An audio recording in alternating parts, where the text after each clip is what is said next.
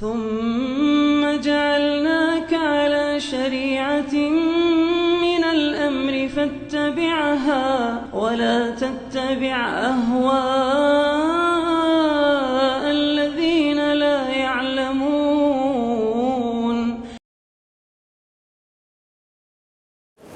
السلام عليكم ورحمة الله وبركاته.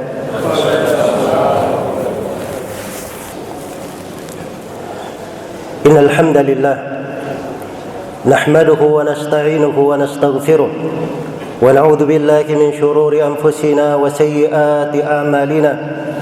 من يهده الله فلا مضل له ومن يضلل فلا هادي له. أشهد أن لا إله إلا الله وحده لا شريك له وأشهد أن محمدا عبده ورسوله.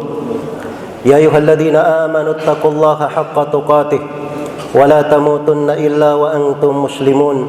يا أيها الناس اتقوا ربكم الذي خلقكم من نفس واحدة وخلق منها زوجها وبث منهما رجالا كثيرا ونساء واتقوا الله الذي تساءلون به والأرحام إن الله كان عليكم رقيبا.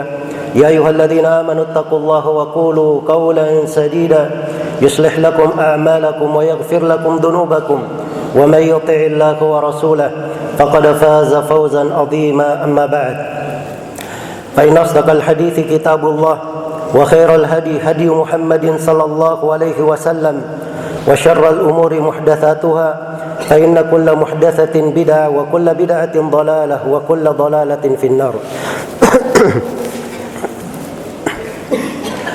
Ma'asyiral muslimin jamaah Jumat rahimani wa rahimakumullah. Sebuah ayat di dalam Al-Quran dari sebuah surah yang agung, surah yang disyariatkan untuk dibaca pada malam Jumat dan di hari Jumat, yaitu surah Al-Kahfi. Ya Allah subhanahu wa ta'ala, yang Rasulullah sallallahu alaihi wasallam bersabda, man qara'a surat Al-Kahfi lailatal Jum'ah adaa Allahu ma bainahu adaa Allahu lahu nuran ma bainahu wa bainal baitil atiq. Barang siapa yang membaca surah Al-Kahfi di malam Jumat, malam Jumat maksudnya malam dan harinya, maka Allah akan memberikan untuknya cahaya yang menerangi antara dia dan antara al-baitil atiq, yaitu antara Ka'bah. Di dalam surah yang agung ini terdapat pelajaran-pelajaran yang sangat besar, kandungan-kandungan yang sangat berharga dari bekal-bekal kehidupan yang harusnya selalu diperhatikan. Karena itu kita disyariatkan untuk membacanya pada setiap Jumat, karena besarnya manfaat dan kandungan di dalam surah ini. Sebuah ayat di dalam surah, tepatnya pada ayat yang ke-28, patut untuk kita renungi bersama. Di dalamnya terdapat berbagai kaidah dan pedoman untuk kehidupan yang indah. Allah subhanahu wa ta'ala berfirman kepada nabinya, wasbir nafsaka ma'al ladhina yad'una rabbahum bil ghadati wal 'ashi yuriduna wajha wa la ta'du aynaka anhum turidu zinatal hayatid dunya wa la tuti' man aghfalna qalbahu an dhikrina wattaba'a hawahu wa kana amruhu furuta. Terjemahan makna ayat, wasbir nafsaka, sabarkan diri engkau wahai Nabi Muhammad, ma'al ladhina yad'una rabbahum bil ghadati wal 'ashi, bersama orang-orang yang beribadah kepada Rabbnya pagi dan petang. Wala ta'du aynaka anhum turidu zinatal hayatid dunya, dan jangan kamu memalingkan kedua matamu dari mereka lantaran engkau menghendaki perhiasan dari kehidupan dunia. Wala tuti' man aghfalna qalbahu an dzikrina, dan jangan kamu taati siapa yang kami buat hatinya lalai dari mengingat kepada kami, wattaba'a hawa, serta dia mengikuti hawa nafsunya, wa kana amruhu furuta, dan perkara orang yang seperti itu adalah perkara yang terlantar melampaui batas centang perenang. Kaum muslimin jemaah Jumat rahimani wa rahimakumullah. Ayat ini disebutkan oleh para ulama ahli tafsir berbagai ucapan tentang sebab turunnya. Kesimpulannya kembali kepada sebuah makna, yaitu datang kepada Nabi SAW sebagian dari golongan manusia dari kalangan orang-orang yang terpandang. Dan di sisi Rasulullah SAW ada para sahabatnya yang mulia, orang-orang yang telah beriman, yang mereka ini orang-orang yang fakir, orang-orang yang miskin. Maka orang-orang terpandang ini meminta kepada Nabi SAW agar bila mereka hadir kepada Nabi SAW supaya tidak menghadirkan orang-orang tersebut karena alasan bau badan yang kurang enak, tidak sejuk untuk dipandang dan yang semisal dengan itu.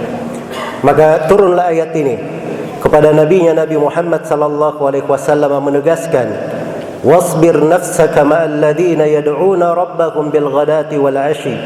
Sabarkanlah diri engkau ya Nabi Muhammad bersama orang-orang yang beribadah kepada Rabbnya pagi dan petang. Allah memerintah kepada nabinya untuk menyabarkan dirinya. Dan ini kaidah yang pertama di dalam kehidupan. Kalau Nabi Muhammad SAW saja diperintah oleh Allah Subhanahu wa taala untuk bersabar di atas ketaatan, bersabar bersama orang-orang yang beribadah kepada Allah Subhanahu wa taala, bagaimana pula dengan kita?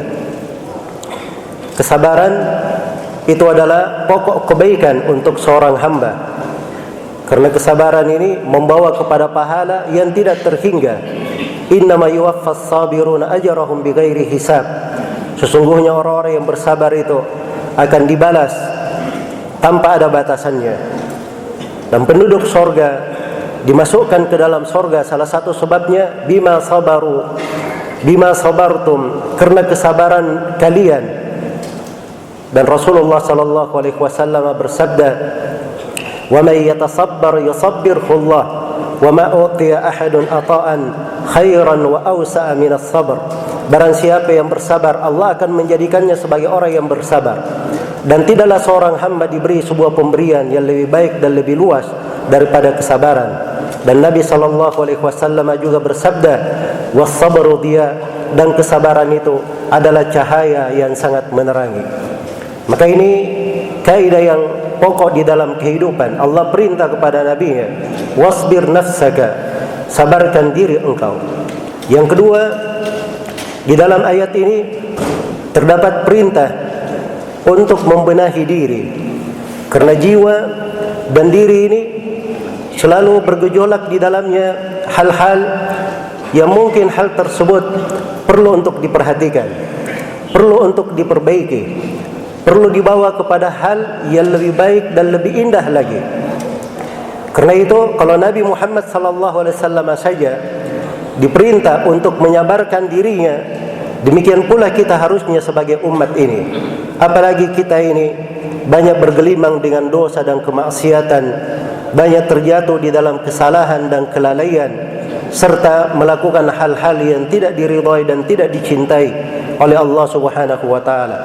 Maka pembenahan terhadap jiwa itu adalah hal yang membawa kepada keberuntungan. Allah Subhanahu wa taala bersumpah di dalam Al-Qur'an dengan belasan sumpah. Kita semua menghafal ayat-ayatnya, dari firman-Nya wasyamsi wadhuhaha hingga Allah Subhanahu wa taala berfirman, qad aflaha man zakkaha wa qad khaba man dassaha. Sungguh telah beruntung siapa yang mensucikan jiwanya, dan sungguh sangat merugi siapa yang mengotori jiwanya. Maka jiwa ini perlu untuk dibenahi dengan cara diperiksa dari ketaatan yang dia lakukan, sebagaimana sejauh mana dia telah melaksanakan ketaatan tersebut, dan perlu diperiksa segala larangan, bagaimana dia telah tanggap di dalam meninggalkan larangan tersebut, dan perlu diperiksa bagaimana kondisi jiwa ini di dalam menerima ketentuan dan takdir Allah Subhanahu wa taala. Maka mensucikan jiwa, membersihkan jiwa, ini adalah jalan keberuntungan, dan itu adalah sebab yang membawa kepada surga, dan itu adalah hal yang membuat kehidupan seorang hamba menjadi kehidupan yang indah, kehidupan yang lapang, dan kehidupan yang bersinar. Kemudian di kelanjutan ayat dikatakan, wasbir nafsaka ma'al ladina yad'una rabbahum bil ghadati wal 'ashi. Sabarkanlah diri engkau ya Nabi Muhammad bersama orang-orang yang beribadah kepada Rabb mereka pagi dan petang. Yad'una itu ada dua makna di kalangan ulama. Yang pertama, doa bermakna doa masalah, doa permohonan. Dia selalu bermohon kepada Allah, berdoa kepada Allah. Maka dipetik dari ayat ini salah satu amalan di dalam kehidupan ini yang harusnya tidak ditinggalkan, yaitu banyak berzikir kepada Allah Subhanahu wa taala di pagi dan petang. Karena itu disyariatkan untuk kita semua zikir-zikir yang dibaca di waktu pagi sebagaimana disyariatkan untuk kita zikir-zikir yang dibaca di waktu petang. Sebagaimana ada syariat zikir-zikir selepas salat, bahkan zikir sebelum tidur, zikir akan tidur, zikir yang bersifat mutlak ataupun zikir yang terikat dengan kondisi, tempat dan waktu tertentu. Semua hal ini adalah hal yang menguatkan seorang hamba apabila dia banyak berzikir kepada Allah Subhanahu wa taala, maka itulah jalan keberuntungannya dan di dalamnya terdapat ketenangannya, dan pada zikir kepada Allah Subhanahu wa taala itulah yang terbesar. Wala dzikrullahi akbar, dan sungguh zikir kepada Allah Subhanahu wa taala itu adalah hal yang terbesar. Kemudian yang kedua, yad'una itu bisa bermakna doa ibadah, artinya beribadah kepada Allah. Dan ini adalah pokok dakwah para nabi dan para rasul. Mereka diutus untuk menerangkan bahawa kehidupan ini untuk beribadah. Walaqad ba'atna fi kulli ummatin rasulan an i'budullaha wajtanibut taghut. Sungguh kami telah mengutus pada setiap umat seorang rasul agar supaya mereka menyampaikan kepada umatnya, beribadalah kalian kepada Allah saja dan jauhilah taghut, jauhilah segala sesuatu yang diibadahi selain daripada Allah Subhanahu wa taala. Dan Allah telah menyatakan, "Wa ma khalaqatul jinna wal insa illa liya'budun." Tidaklah aku menciptakan jin dan manusia kecuali supaya mereka beribadah kepadaku. Maka ibadah ini adalah pokok kehidupan.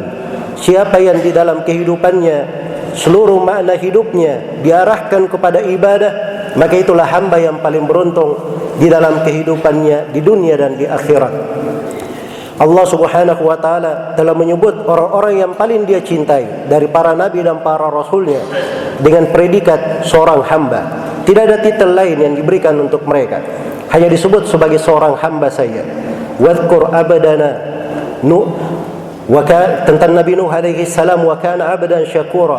Nabi Nuh itu adalah seorang hamba yang bersyukur. Wadhkur abadana Daud, ingatlah hamba kami Daud, hamba kami Sulaiman, hamba kami Ayub, ibadana Ibrahim wa Ishaq wa Yaqub. Dan selainnya dari para nabi disebut dengan predikat hamba. Dan Nabi kita Nabi Muhammad sallallahu alaihi wasallam, simbol yang paling utama pada beliau adalah sifat sebagai hamba. Ketika beliau di Isra, diperjalankan di malam hari, beliau disebut sebagai seorang hamba. Subhanalladzi asra bi abdihi, maha suci Allah yang memperjalankan hambanya.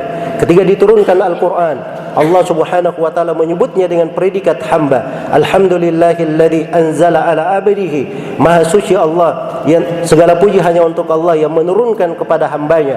Dan di posisi dakwah beliau disifatkan sebagai seorang hamba. Wa annahu lamma qama abdullahi yad'u, dan sesungguhnya tatkala hamba Allah yaitu Nabi Muhammad berdiri untuk menyampaikan dakwanya.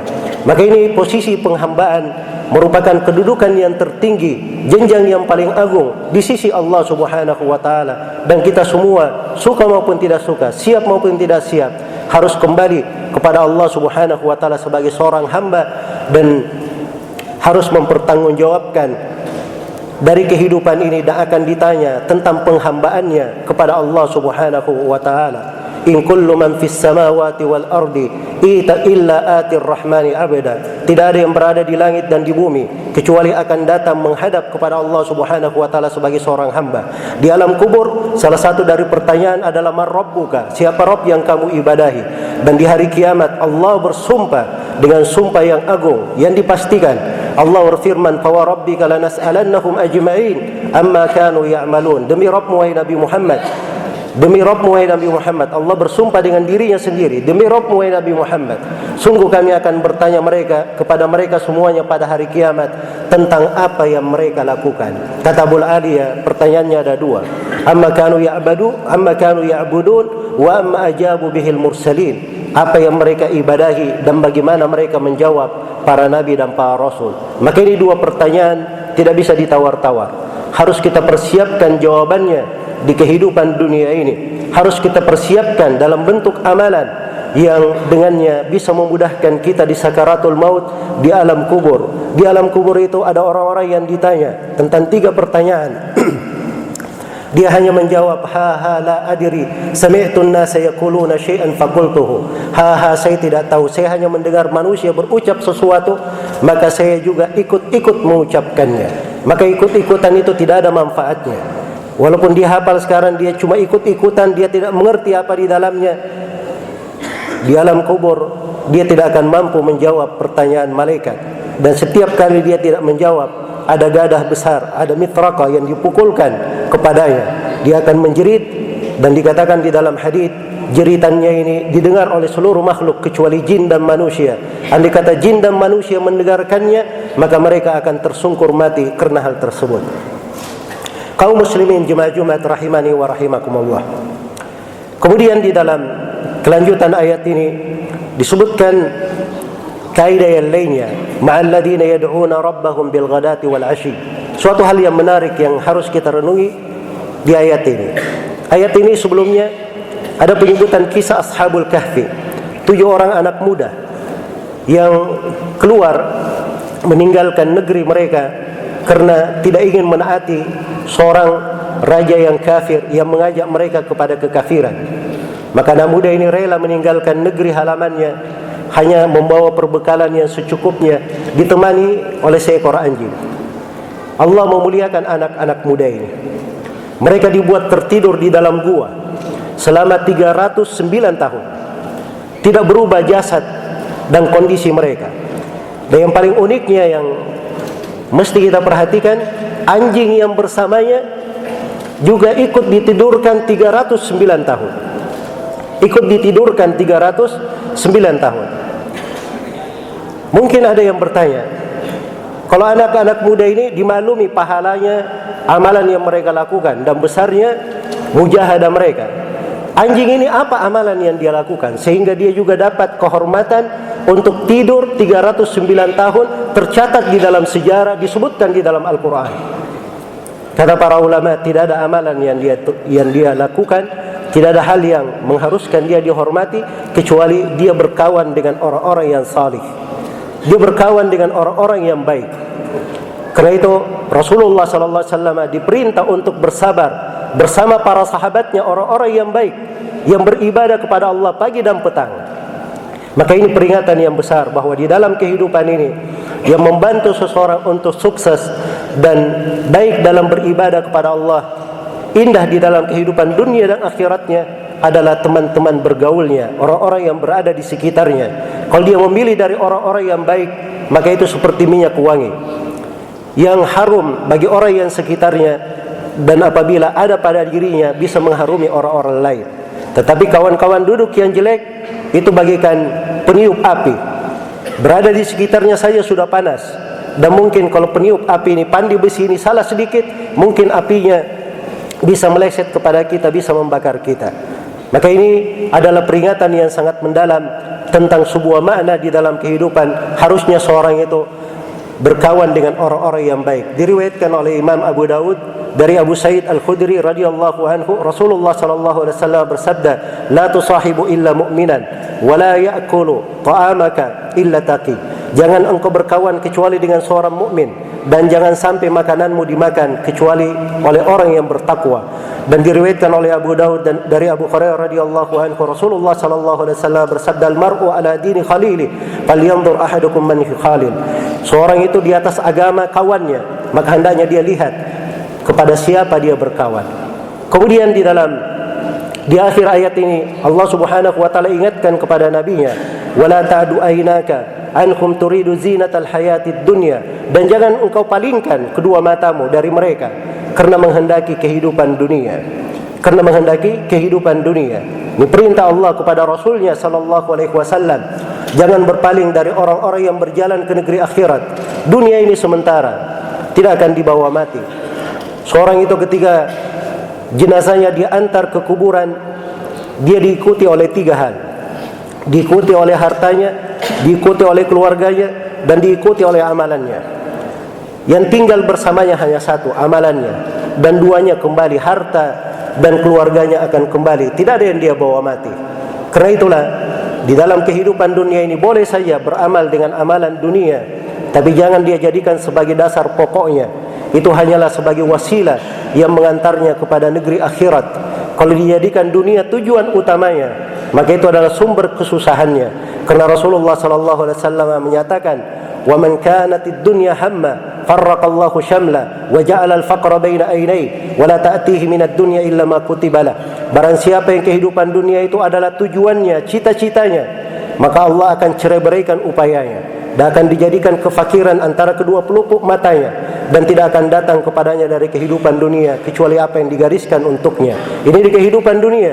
Di kehidupan akhirat Allah Subhanahu wa taala berfirman, "Man kana yuridul ajila ta'ajjalna lahu fiha ma nasha'u liman nurid, thumma ja'alna lahu jahannama yaslaha madmuman madhura." Barang siapa yang menghendaki kehidupan dunia, maka kami akan berikan dunia itu, kami segerakan untuknya bagi siapa yang kami kehendaki.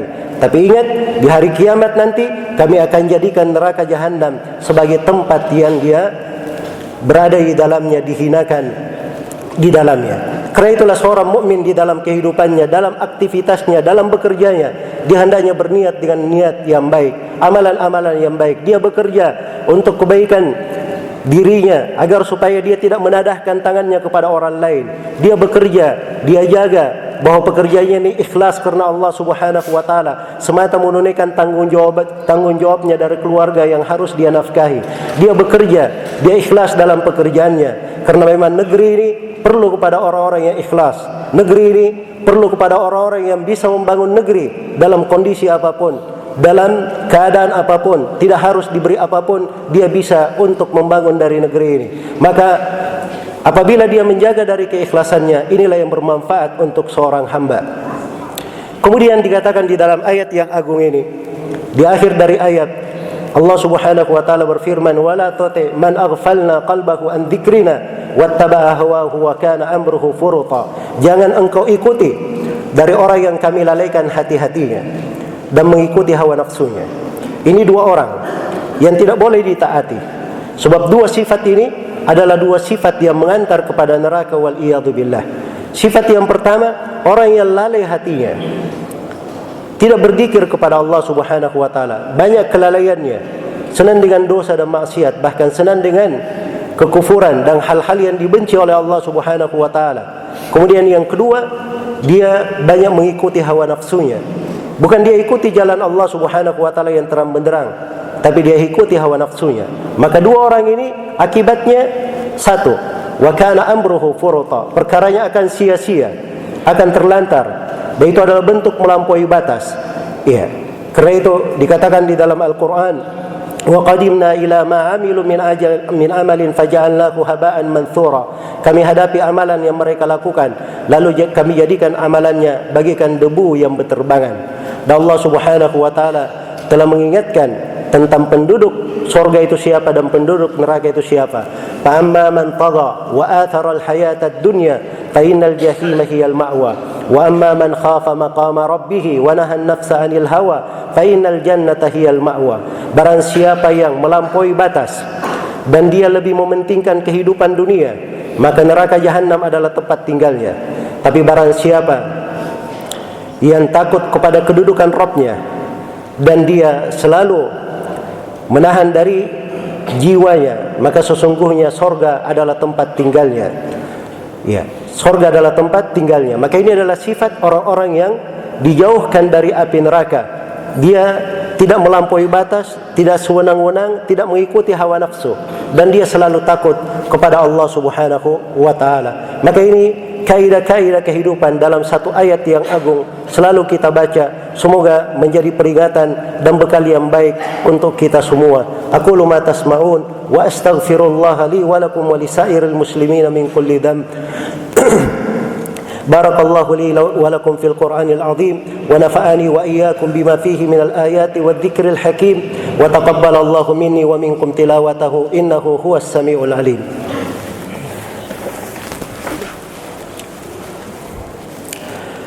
Alhamdulillahi ala ihsanih, wa syukru lahu ala taufiqihi wa amtinanih.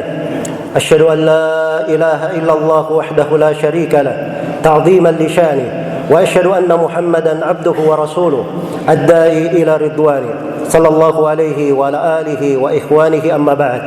Kaum muslimin dan muslimat, kaum muslimin jemaah Jumat rahimani wa rahimakumullah. Dari pelajaran yang paling mendasar di ayat ke-28 di surah Al-Kahfi ini adalah menjaga keikhlasan. Ikhlas ini adalah pokok diterimanya amalan. Dan itu adalah dasar yang dengannya seorang hamba berbahagia di dunia dan di akhirat.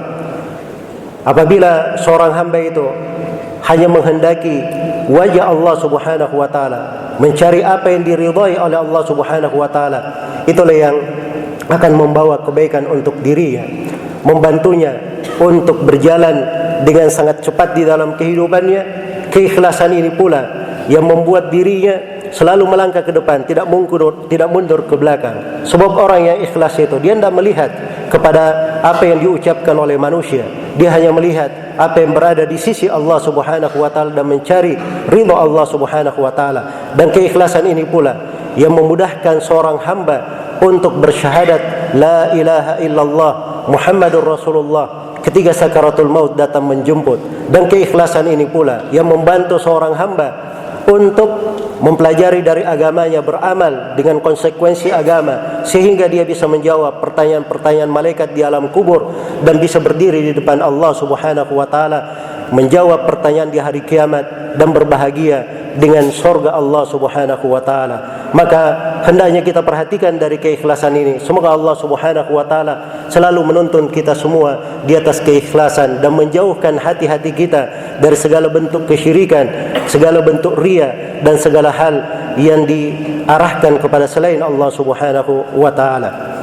Thumma i'lamu rahimakumullah, inna Allah amarakum bi amrin بدأ به بنفسه وثنى بملائكته المسبحة بقدسه فقال جل من قائل إن الله وملائكته يصلون على النبي يا أيها الذين آمنوا صلوا عليه وسلموا تسليما اللهم صل وسلم على نبيك ورسولك محمد وارض اللهم عن خلفائه الراشدين أبي بكر وعمر وعثمان وعلي وعن الصحابة أجمعين وأن معكم بفضلك وجودك وإحسانك يا أرحم الراحمين يا أكرم الأكرمين اللهم اغفر للمسلمين والمسلمات والمؤمنين والمؤمنات الأحياء منهم والأموات إنك سميع قريب مجيب الدعوات ويا قاضي الحاجات اللهم آمنا في أوطاننا وأصلح ولاة أمورنا ووفقهم لكل ما تحبه وترضى وارزقهم بطانة صالحة تعينهم على طاعتك يا أرحم الراحمين اللهم دفع عنا الوباء والبلاء والربا والزنا والزلازل والمحن وسوء الفتن ما ظهر منها وما بطن عن بلادنا هذا خاصة وعن بلاد المسلمين عامة اللهم من أرادنا وبلادنا بسوء فأشغله بنفسه وجعل كيده في نحره وجعل تدبيره تدميرا عليه يا قوي يا عزيز ربنا ظلمنا أنفسنا وإن لم تغفر لنا وترحمنا لنكونن من الخاسرين ربنا اغفر لنا ولإخواننا الذين سبقونا بالإيمان ولا تجعل في قلوبنا غلا للذين آمنوا ربنا إنك رؤوف رحيم ربنا آتنا في الدنيا حسنة وفي الآخرة حسنة وقنا عذاب النار عباد الله إن الله يأمر بالعدل والإحسان وإيتاء ذي القربى وينهى عن الفحشاء والمنكر والبغي يعظكم لعلكم تذكرون فاذكروا الله العظيم الجليل يذكركم واشكروه على نعمه يزدكم ولذكر الله أكبر والله يعلم ما تصنعون